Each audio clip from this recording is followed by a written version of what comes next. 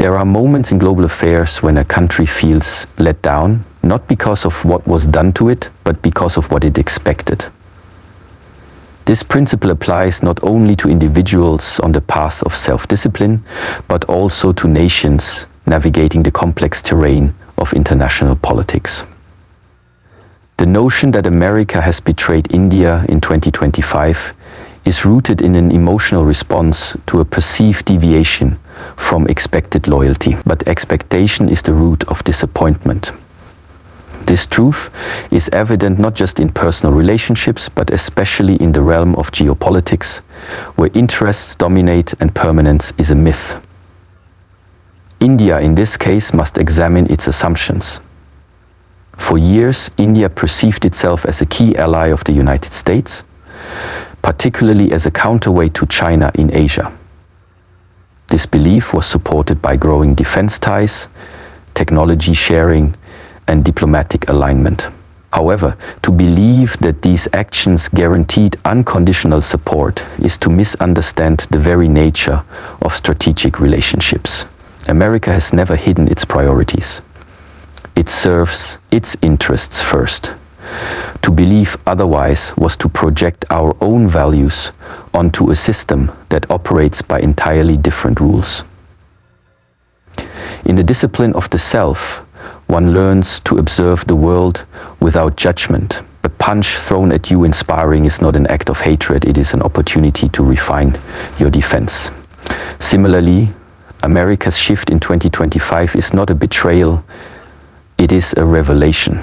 It is an invitation for India to re-evaluate where its strength comes from. If India's strength is rooted in the validation of other nations, it will always be vulnerable. But if it is rooted in clarity, in understanding the world as it is, not as we wish it to be, then no foreign move can destabilize us. The first key point, then, is that betrayal is not what others do. It is the result of our own misaligned expectations. When one expects eternal friendship from a country whose alliances are fluid, one sets oneself up for disillusionment. The wise do not build castles on shifting sand. They anchor themselves in reality. America's renewed engagement with Pakistan is not new. It is the continuation of a long strategy that values Pakistan for its geographic location, its role in Afghanistan, and its ability to serve as a counterbalance in regional diplomacy. India, in its eagerness to secure a place in global leadership, may have temporarily forgotten this. That forgetfulness, however, is not America's fault. It is ours. The first task, then, is not to blame. It is to awaken. Just as a martial artist learns from every misstep, a nation must learn from every diplomatic shock. It is not a failure, it is a lesson. The question is not why America shifted, the question is why we failed to see the signs. The answer lies in attachment. Attachment to validation, to recognition, to praise. The moment a nation seeks praise more than progress, it begins to lose its way. A warrior must train whether the world watches or not. A nation must build whether it is applauded or ignored. If India expects America to always stand by it without question, that expectation itself was the weakness. It is the same in the internal path. The one who seeks constant affirmation will always be manipulated by the environment, but the one who stands firm in inner discipline is unshaken. The global political game is not played on the basis of friendship, it is played on the basis of leverage. And leverage is never given, it is built. India must now build that leverage not through dependence but through capability. Expectation makes a nation weak. Clarity makes it strong. Every move America makes is based on calculations. Those calculations are not moral. They are strategic. To expect otherwise is to misunderstand the system. A martial artist does not expect the opponent to show mercy. He expects challenge, and in that challenge he becomes sharper. Likewise, India must not expect mercy or loyalty from any external player. It must expect challenge, and from that challenge it must become more resilient. The betrayal is not external, it is the illusion we allowed ourselves to believe. That illusion must now be burnt away. Only then can true strategy emerge. In war, as in life, the worst position is one of emotional reactivity. 9 months for me is the best time to chart one's own course. In war, as in life, the worst position is one of emotional reactivity. The moment you respond with anger, frustration, or victimhood, you lose the clarity to respond wisely. India must not cry betrayal, it must see clearly, and from that clarity must act with purpose. America's shift is neither new nor shocking to those who study patterns. It is only shocking to those who dream of eternal loyalty. There is no such thing in global politics. Just as in the internal path, every step forward is earned, not given. Trust must be backed by vigilance, friendship must be balanced with self-reliance, and hope must be grounded in reality. Let us then discard the illusion that we were betrayed. Let us instead see that we misread the signs, and let us now commit to never making that mistake again, not in bitterness but in awareness, not in fear but in discipline. If expectation caused the pain, then clarity will bring the healing. If we felt betrayed, it is because we expected a loyalty that was never promised. Let that be our lesson. Let that be our awakening. In the world of nations, every external conflict, every political shift is also an internal reflection. Just as in personal discipline, what happens outside us is often a mirror showing us what still lies unresolved within. The geopolitical decisions made by powerful countries, such as America's repositioning toward Pakistan in 2025, are not just actions on the chessboard of diplomacy. They are revelations of the internal strength or instability of the nations affected. When we study this situation through a lens of wisdom, we begin to see that the global arena functions not on the basis of loyalty but on leverage, not on friendship but on function. America did not shift its stance toward Pakistan because of an emotional bond or betrayal. It did so because of changing strategic interests. And those interests expose something deeper about India's position, our over-reliance on external partnerships instead of internal self-sufficiency. This is where the principle of mirroring becomes essential. If a nation is truly disciplined, truly centered in its own power, it does not lose itself when the winds of alliance change direction. It does not panic, accuse, or react with desperation. Instead, it becomes more still, more alert, and more precise. Every move made by a foreign country is a test of India's internal discipline. Has it built systems that can withstand sudden diplomatic storms? Has it cultivated resilience in its economic, technological, and defense strategies that render it unshaken by shifting alliances? Or has it built too much of its strength on the soft ground of assumed external support? These are not merely political questions. They are questions of national consciousness. Just like the martial artist who trains in solitude, knowing that the true test will come when no one is watching, India must develop its capacities in such a way that they do not require the validation or presence of allies.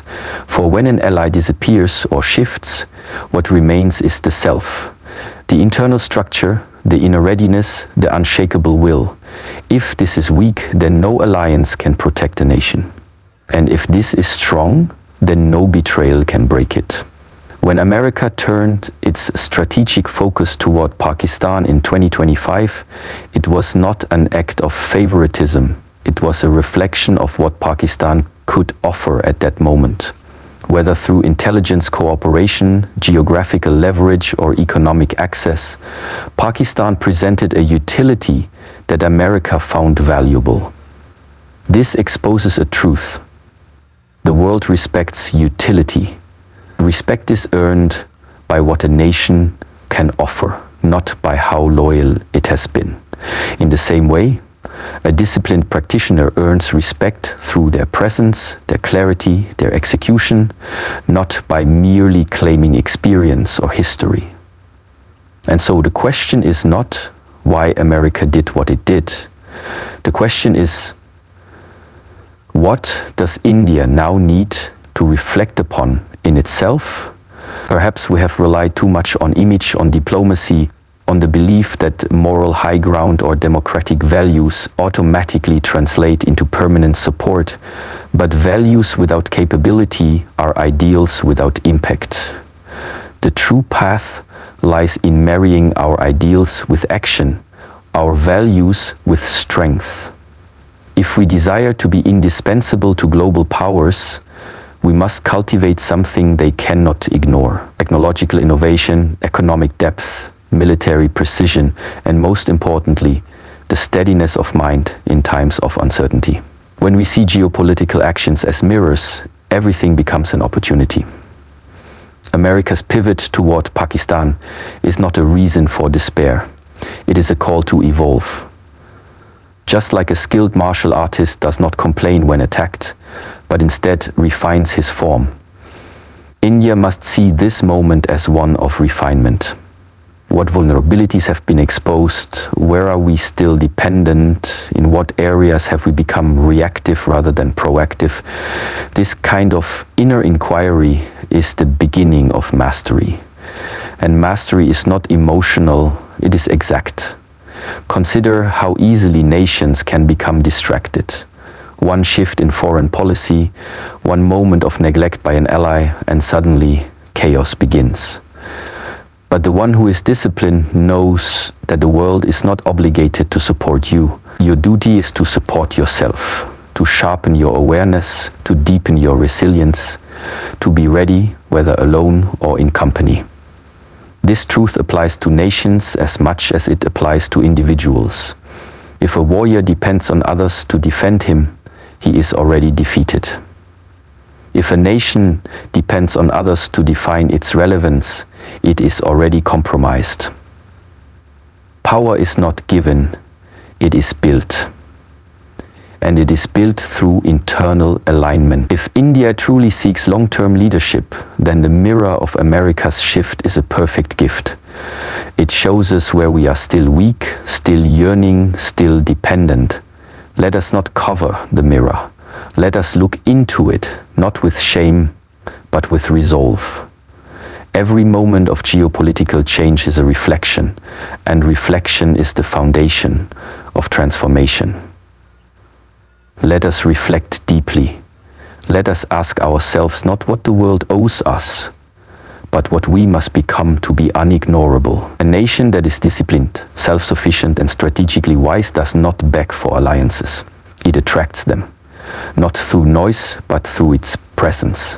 Not through appeals, but through its achievements. And this presence can only come from within. Structure creates freedom.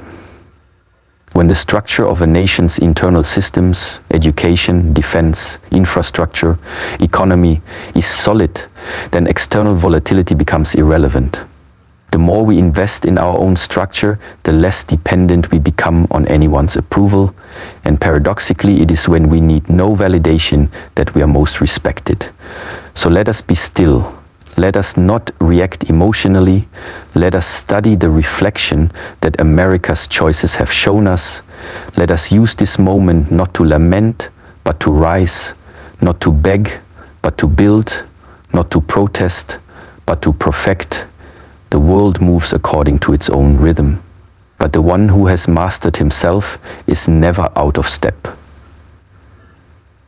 India's true work now is to become that kind of master. To build so deeply within that no alliance can shake it and no betrayal can break it. Every mirror shows us what we are. Let this one show us our path. The world does not reward those who speak the loudest or protest the most. It rewards those who operate with unwavering inner clarity and consistent outer action. In times of uncertainty, those who remain quiet are often mistaken for being weak, but in truth, they are gathering force. Just as in the discipline of martial training, the one who moves slowly and with precision often controls the encounter. The path to power, whether for an individual or a nation, lies not in grand declarations, but in the disciplined silence that precedes decisive action. India stands at such a threshold in 2025. As the dynamics of global power realign, and America strengthens its engagement with Pakistan, it becomes tempting to respond with outrage or loud diplomacy.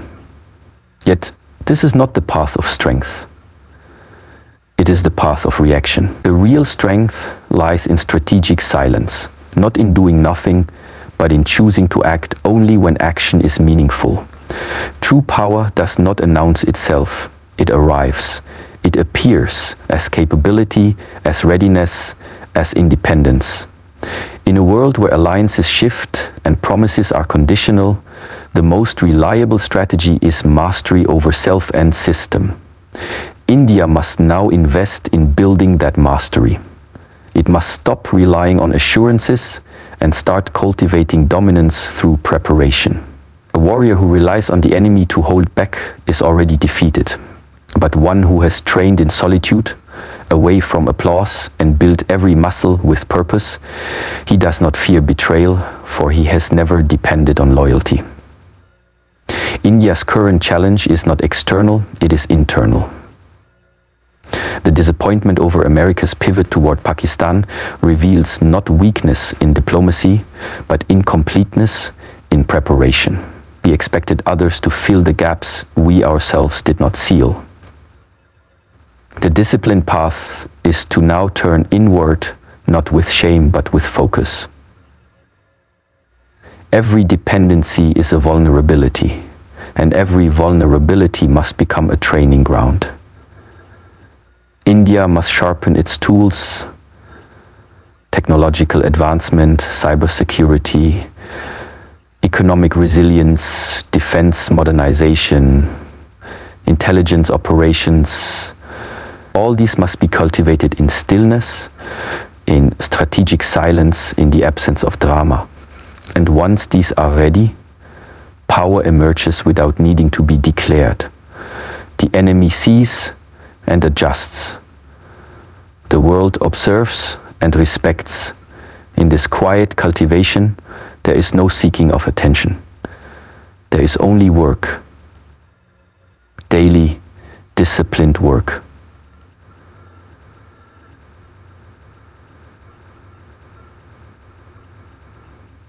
This is the essence of the path. It does not depend on the reaction of others. It does not fluctuate with external politics. It is consistent because it is rooted within. India must begin to value this principle more than ever before. The temptation to respond loudly to shifting alliances must be resisted. It is not the time to demand explanations. It is time to outgrow the need for them. What matters now is how we channel our energy. Every minute spent lamenting lost influence, every moment spent debating diplomatic betrayal is a moment lost from developing unshakable independence. The nations that thrive are those who prepare without announcement and act without hesitation. This is the posture India must now assume. Power is not a gift, it is a result. The result of quiet, strategic effort. In this world, attention is a trap. When we seek it, we are exposed. When we ignore it and focus on our development, we become unapproachable. This is true in life and in geopolitics. Let the world talk, let others form their alliances, let the media declare shifts in loyalty, let every event outside play out as it must. The real question is, are we ready? Are we disciplined? Have we built enough within to not need anything without? This is where our strength will come from. And when that strength is real, the world responds differently. When you no longer seek recognition, you are taken more seriously. When you no longer depend, you are respected. When you no longer need, you are powerful. Strategic silence is not the absence of power. It is its origin. Self-mastery precedes global mastery. India's next chapter will be determined not by its speeches, but by its systems. Not by its partnerships, but by its performance. Not by its outrage, but by its outcomes. It must rise through work, not through worry. Every time a foreign nation shifts policy, we are tested. Do we flinch or do we focus? The flinch is natural, but it must not be followed. The focus is difficult, but it must be chosen. The path ahead is not for the faint-hearted. It is for the clear-minded. For those who understand that transformation is slow, deep, and quiet. We do not need to explain ourselves. We need to build. We do not need to complain. We need to create. We do not need to retaliate. We need to rise. In this new world, the strongest nations will not be those with the loudest allies. They will be those with the strongest roots. Let us become rooted in discipline, in clarity, in resilience. Let us stop reacting and start refining. The true warrior does not draw his sword in every battle. He waits, he observes, he sharpens, and then he strikes once, decisively. Let India be that kind of warrior. Let it be still. Let it be quiet. And let it be unstoppable. The foundation of true influence is not what you demand from others, but what you demonstrate in yourself. In the larger game of geopolitics, this principle becomes the defining edge between those who react and those who shape outcomes. The narrative that America's alignment with Pakistan in 2025 is a betrayal becomes irrelevant when a nation realizes that respect is not commanded by position, but by performance. This final realization is not one of emotion, but of evolution. India's rise on the global stage cannot be contingent on the approval or consistency of any external power. The moment we tie our trajectory to someone else's intentions, we surrender control. And in doing so, we weaken our posture, reduce our vision, and distract ourselves from the deeper mission. The deeper mission is not to be seen as powerful, it is to become powerful. To do this, one must move away from external entanglements and step into internal mastery. National strength is not measured by the number of allies one holds, but by the strength of one's foundations when all allies are silent. For decades, India has balanced between historical complexity, rising ambition, and the shadows of colonial and Cold War alignments. Now the question is not who is with us or against us. Now the question is not who is with us or against us. The question is who are we becoming? In any serious discipline, the greatest breakthroughs come in solitude. When applause stops and the audience leaves, the practitioner remains. Training continues. The work goes deeper. This is where real strength is born. Not in the spotlight, but in the shadows of hard effort.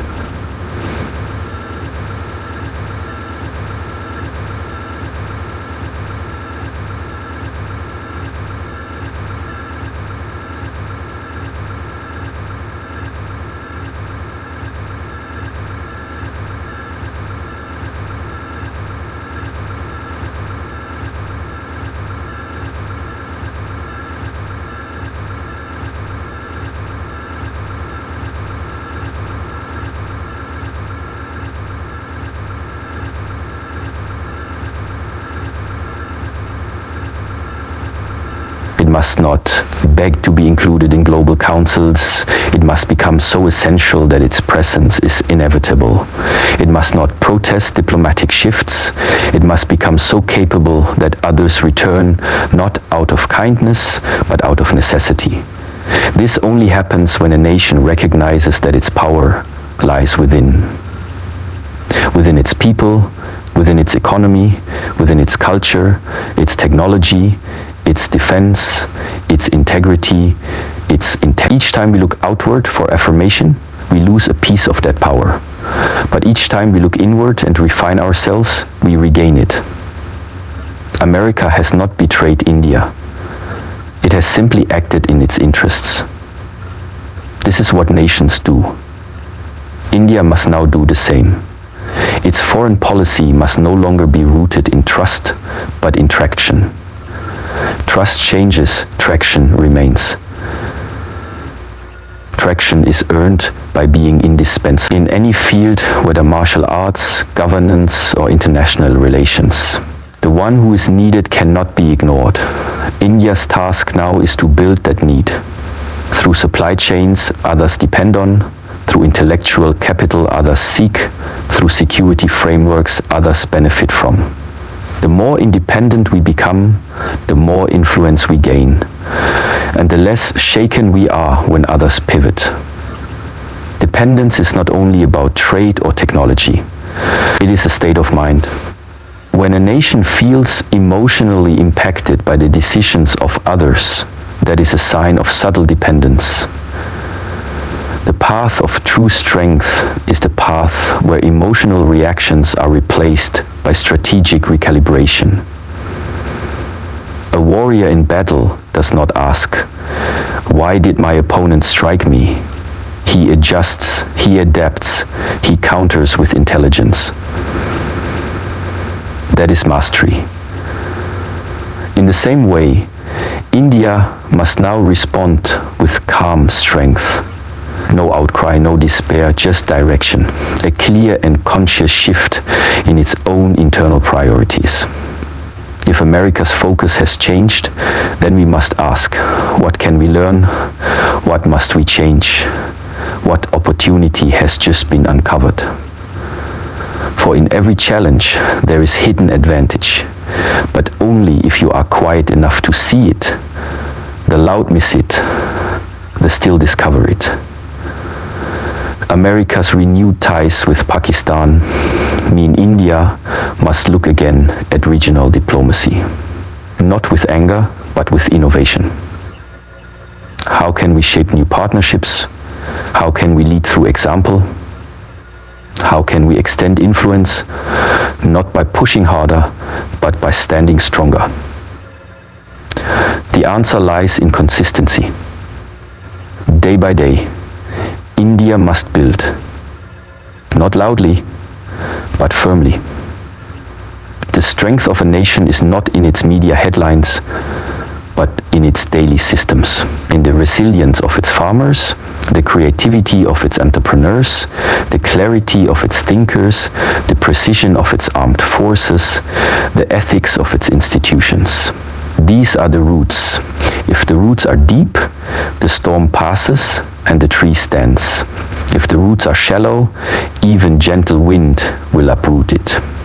We must deepen our roots, focus on what we control, expand what we build, limit what we expect. This is not isolation, this is self-respect.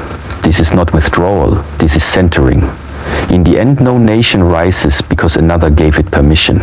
It rises because it built itself up from within. That is the truth. The opportunity hidden in 2025 is immense. India now stands free from illusions. It sees clearly, and clarity is the first step toward command. Let us leave behind the language of betrayal. Let us speak instead the language of building. Not because we want others to follow, but because we must lead. Not out of anger, but out of purpose. A new phase has begun, not of protest, but of power. Quiet, deliberate, disciplined power.